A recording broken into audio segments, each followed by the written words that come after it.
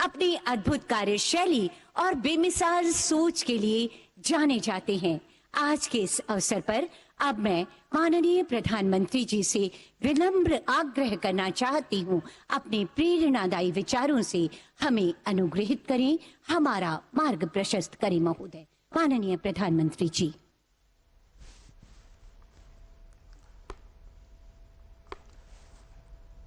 नमस्कार। अंडमान निकोबार द्वीप के उपराज्यपाल श्रीमान डी.के. जोशी जी,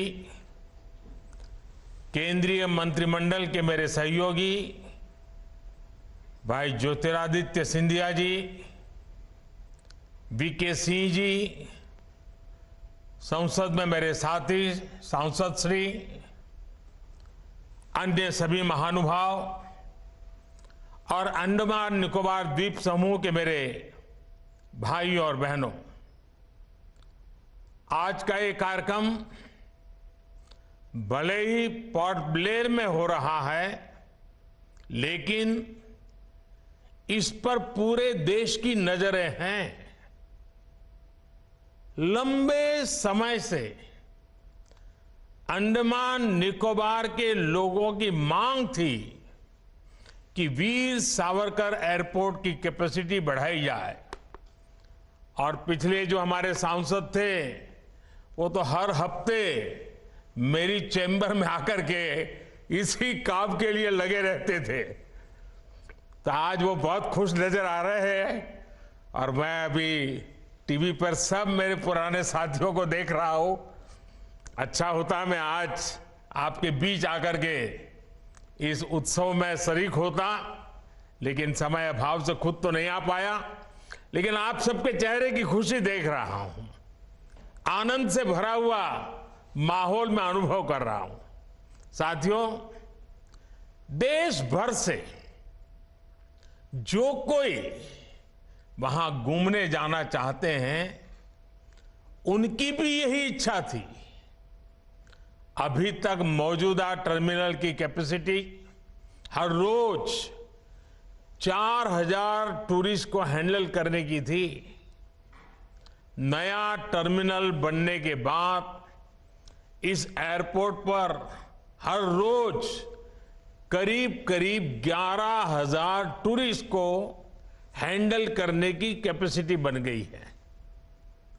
नई व्यवस्था में अब एयरपोर्ट पर एक साथ 10 विमान भी खड़े हो पाएंगे, यानी यहां के लिए नई फ्लाइट्स के लिए भी रास्ता खुल गया है। और ज्यादा फ्लाइट्स आने, ज्यादा टूरिस्ट आने का सीधा मतलब है ज्यादा से ज्यादा रोजगार। पोर्ट ब्लेयर की इस नई टर्मिनल बिल्डिंग में ईज ऑफ ट्रैवल बढ़ेगा, ईज ऑफ डूइंग बिजनेस बढ़ेगा, और कनेक्टिविटी भी बेहतर होगी। मैं देश के लोगों को, पोर्ट ब्लेयर के सभी साथियों को इस सुविधा के लिए बहुत बहुत बधाई देता हूं। साथियों, लंबे समय तक भारत में विकास का दायरा कुछ बड़े शहरों, कुछ क्षेत्रों तक सीमित रहा। कुछ दलों की स्वार्थ भरी राजनीति के कारण विकास का लाभ देश के दूर दराज वाले इलाकों तक पहुंचा ही नहीं। ये दल उन्हीं कामों को प्राथमिकता देते थे जिसमें इनका खुद का भला हो, इनके परिवार का भला हो। नतीजा ये हुआ कि जो हमारे आदिवासी क्षेत्र हैं, जो हमारे आइलैंड्स हैं, वहां की जनता विकास से वंचित रही, विकास के लिए तरसती रही। बीते 9 वर्षों में हमने पूरी संवेदनशीलता के साथ पहले की सरकारों की उन गलतियों को सुधारा है। इतना ही नहीं, नई व्यवस्थाएं भी बनाई हैं। अब भारत में विकास का एक नया मॉडल विकसित हुआ है। ये मॉडल इंक्लूजन का है, सबको साथ लेकर चलने का है। ये मॉडल सबका साथ सबका विकास का है। और जब मैं सबका विकास कहता हूं तो इसका अर्थ बहुत व्यापक है। सबका विकास मतलब हर व्यक्ति, हर वर्ग, हर क्षेत्र का विकास। सबका विकास मतलब जीवन के हर पहलू का विकास, शिक्षा, स्वास्थ्य, कनेक्टिविटी, हर प्रकार सबका विकास। साथियों, इसी सोच के साथ बीते 9 वर्षों में अंडमान निकोबार में विकास की नई गाथा लिखी गई है। पिछली सरकार के 9 साल में, यानी हमारे पहले जो सरकार थी, 9 साल में अंडमान निकोबार को करीब 23,000 करोड़ रुपए का बजट अलर्ट किया गया था। जबकि हमारी सरकार के दौरान अंडमान निकोबार के विकास के लिए 9 वर्षों में करीब करीब 48,000 करोड़ रुपए का बजट दिया गया है। यानी हमारी सरकार ने अंडमान निकोबार के विकास के लिए पहले के मुकाबले 2 गुना ज्यादा पैसा खर्च किया है। पिछली सरकार के 9 साल में अंडमान निकोबार में 28,000 घरों को पानी के कनेक्शन से जोड़ा गया था। हमारी सरकार के 9 साल में यहां के करीब 50,000 घरों तक पानी का कनेक्शन पहुंचाया गया है। यानी हर घर जल पहुंचाने के लिए भी हमारी सरकार ने पहले के मुकाबले 2 गुनी रफ्तार से काम किया है। आज यहां के लगभग हर व्यक्ति के पास अपना बैंक अकाउंट है। आज यहां के हर गरीब को one nation one ration card की सुविधा मिली हुई है। पहले की सरकार के समय अंडमान निकोबार में एक भी मेडिकल कॉलेज नहीं था। ये हमारी सरकार है जिसने पोर्ट ब्लेयर में मेडिकल कॉलेज की स्थापना की है। पहले की सरकार के समय अंडमान निकोबार में इंटरनेट सैटेलाइट के भरोसे ही था। हमारी सरकार ने समंदर के नीचे सैकड़ों kilometre submarine optical fibre cable बिछाकर इस परेशानी को दूर कर दिया है। साथियों, अंडमान निकोबार में हो रहा सुविधाओं का ये विकास यहां के टूरिज्म को गति दे रहा है। जब मोबाइल कनेक्टिविटी बढ़ती है तो टूरिस्ट भी बढ़ते हैं। जब हेल्थ इंफ्रास्ट्रक्चर सुधरता है तो टूरिस्ट का आना जाना और बढ़ जाता है। जब एयरपोर्ट पर सुविधाएं बढ़ती हैं तो टूरिस्ट यहां आना पसंद करता है। जब रोड अच्छी होती है तो टूरिस्ट अपने इलाके में ज्यादा से समय बिताता है।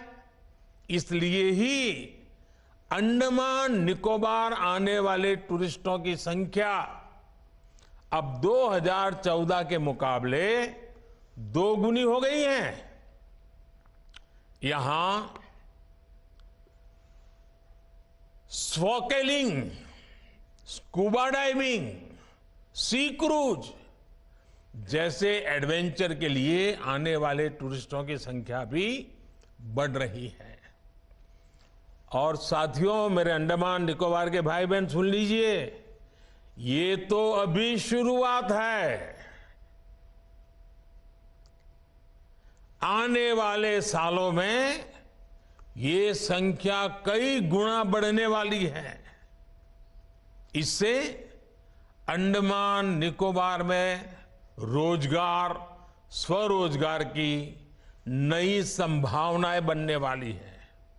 साथियों, आज अंडमान निकोबार विरासत भी और विकास भी इस महामंत्र का जीवंत उदाहरण बन रहा है। आप भी जानते हैं कि अंडमान निकोबार में लाल किले से भी पहले तिरंगा फहराया गया था, लेकिन फिर भी यहां सिर्फ गुलामी के ही निशान दिखते थे। ये मेरा सौभाग्य है कि साल 2018 में मैंने अंडमान में उसी स्थान पर तिरंगा लहराया जहां नेताजी सुभाष ने झंडा फहराया था। ये हमारी ही सरकार है जिसने रॉस आइलैंड को नेताजी सुभाष का नाम दिया। ये हमारी ही सरकार है जिसने हैवलॉक और नील आइलैंड को स्वराज और शहीद आइलैंड का नाम दिया है।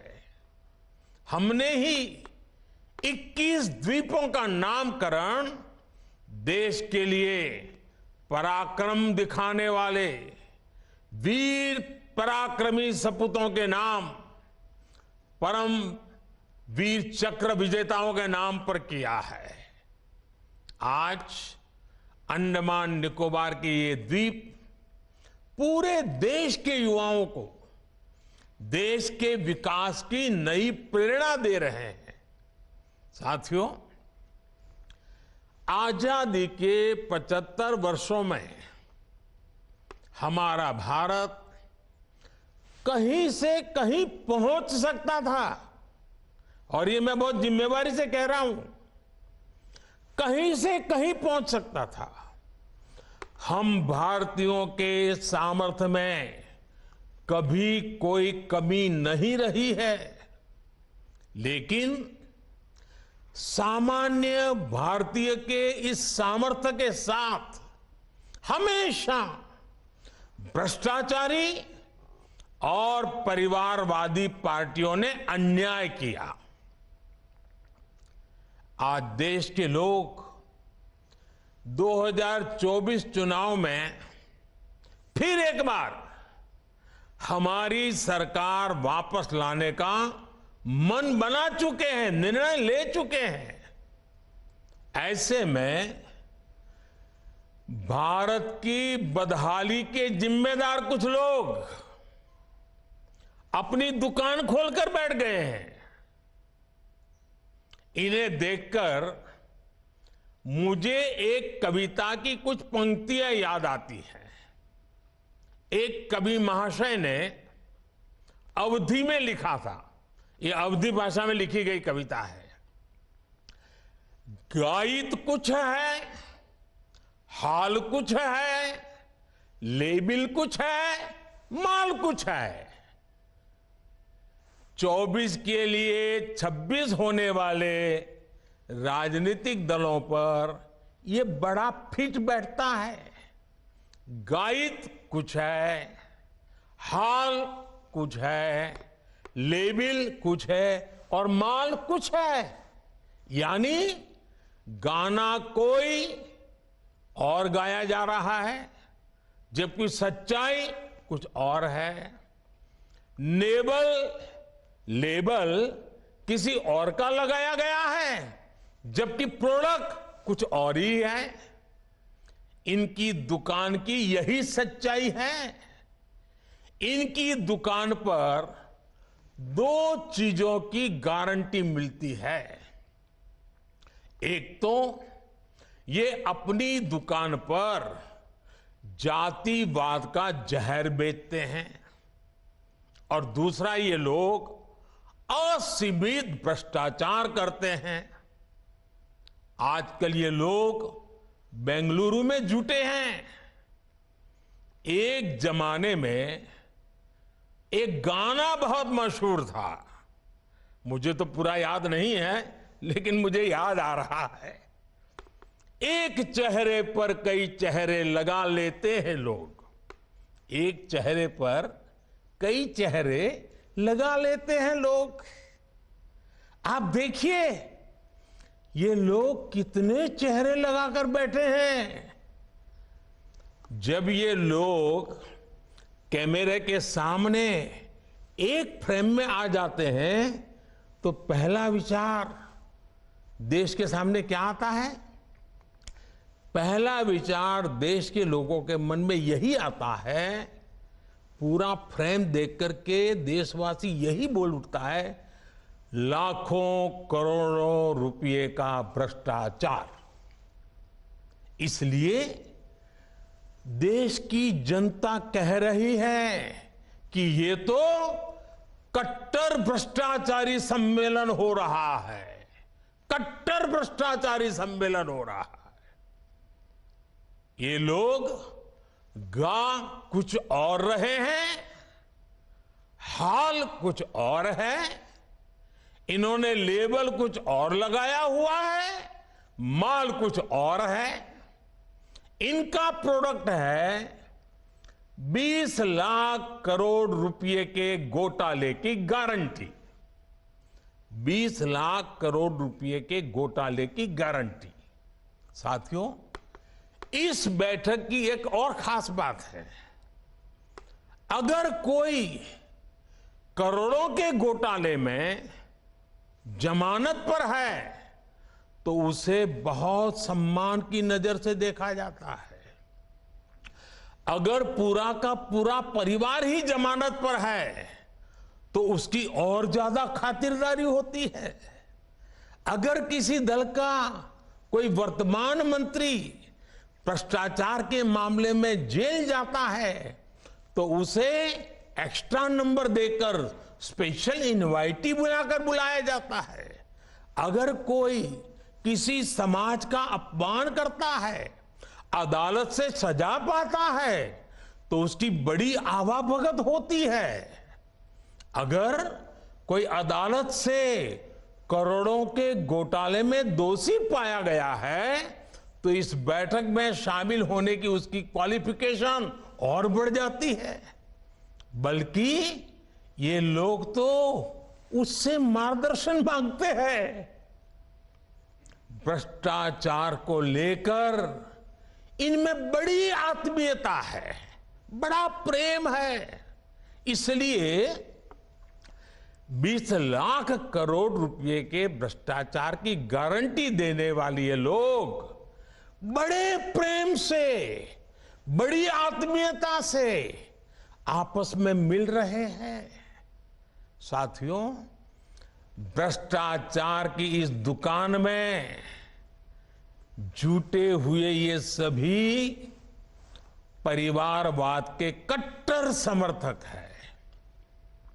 न खाता न वही, जो परिवार कहे वही सही। लोकतंत्र के लिए कहा जाता है of the people, by the people, for the people. लेकिन इन परिवारवादियों का मंत्र है of the family, by the family, for the family. Family first, nation nothing. इन लोगों का मोटो है, इनकी यही प्रेरणा है। ये लोग देश के लोकतंत्र को, देश के संविधान को अपना बंधक बनाना चाहते हैं।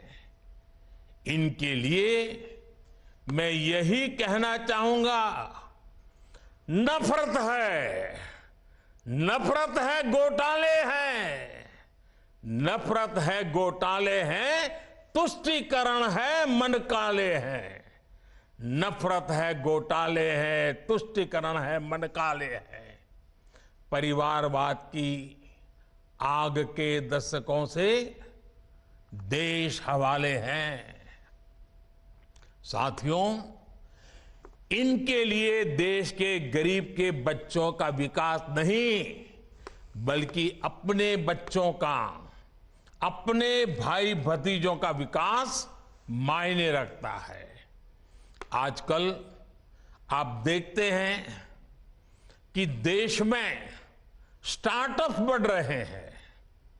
हमारे युवा बड़ी संख्या में पेटेंट करा रहे हैं, ट्रेडमार्क रजिस्टर करा रहे हैं। पोर्ट की दुनिया में मेरे देश के नौजवान छाए हुए हैं, बेटियां कमाल कर रही हैं। ये युवा शक्ति हमारे देश में पहले भी थी, लेकिन इन परिवारवादी पार्टियों ने कभी देश के सामान्य युवा की शक्ति के साथ न्याय नहीं किया। इनकी एक ही विचारधारा है, एक ही एजेंडा है, अपना परिवार बचाओ, परिवार के लिए भ्रष्टाचार बढ़ाओ। इनका कॉमन मिनिमम प्रोग्राम है देश का विकास रोकना, अपने कुशासन पर पर्दा डालना और अपने भ्रष्टाचार के विरुद्ध कार्रवाई को रोकना। अब देखिए, ये जो जमात इकट्ठी हुई है ना, उनके कुनबे में बड़े से बड़े घोटालों पर, अपराधों पर इनकी जुबान बंद हो जाती है। जब किसी एक राज्य में इनके कुशासन की पोल खुलती है, तो दूसरे राज्यों के ये लोग फौरन उसके बचाव में तर्क देने लगते हैं। कहीं बाढ़ घोटाला होता है, किसी का अपहरण होता है, तो कुनबे के सारे लोग सबसे पहले चुप हो जाते हैं। आपने देखा है कि कुछ दिन पहले ही पश्चिम बंगाल में पंचायत चुनाव हुए, वहां सरेआम हिंसा हुई, लगातार खून खराबा हो रहा है। इस पर भी इन सबकी बोलती बंद है। कांग्रेस के, लेफ्ट के अपने कार्यकर्ता वहां खुद को बचाने की गुहार लगा रहे हैं, लेकिन कांग्रेस और लेफ्ट के नेताओं ने अपने स्वार्थ में अपने कार्यकर्ताओं को भी मरने के लिए छोड़ दिया है। राजस्थान में बेटियों से अत्याचार हो या परीक्षाओं के पेपर लीक हो रहे हो, इन्हें कुछ दिखाई नहीं देता। परिवर्तन की बातें करके जनता से विश्वासघात करने वाले जब करोड़ों का शराब घोटाला करते हैं, तो ये कुनबा फिर उन्हें कवर देने लग जाता है।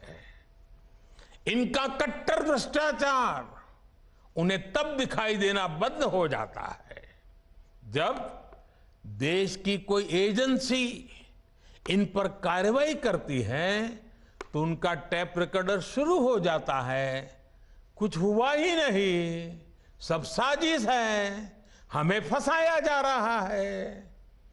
आप तमिलनाडु में देखिए, भ्रष्टाचार के घोटाले के अनेक मामले सामने आ रहे हैं, लेकिन इनके कुनबे के सारे दलों ने पहले ही सबको क्लीन चिट दे दी है। इसलिए इन लोगों को पहचाने रहिए साथियों, उनको जान लीजिए, इन लोगों से सतर्क रहिए भाई बहनों। साथियों, इन लोगों की साजिशों के बीच हमें देश के विकास के लिए खुद को समर्पित रखना है। आज दुनिया में अनेक उदाहरण हैं जहां द्वीपों ने और समुद्र किनारे बसे छोटे देशों ने अभूतपूर्व प्रगति की है। जब उन्होंने प्रगति का रास्ता चुना तो उनके सामने भी चुनौतियां थी। सब कुछ सरल नहीं था, लेकिन उन देशों ने दिखाया है जब विकास आता है तो हर प्रकार के समाधान लेकर आता है। मुझे विश्वास है अंडमान निकोबार द्वीप समूह में हो रहे विकास के काम इस पूरे क्षेत्र को और सशक्त करेंगे।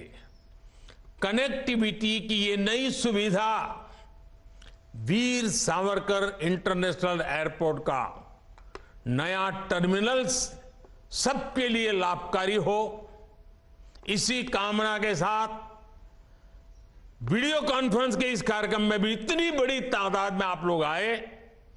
आपकी खुशी में यहां से अनुभव कर रहा हूं, आपका उत्साह में अनुभव कर रहा हूं। ऐसे मौके पर एक नया विश्वास, नया संकल्प लेकर के देश आगे बढ़े, अंडमान निकोबार भी आगे बढ़े, इसी कामना के साथ आप सबको बहुत बहुत शुभकामनाएं, बहुत बहुत धन्यवाद।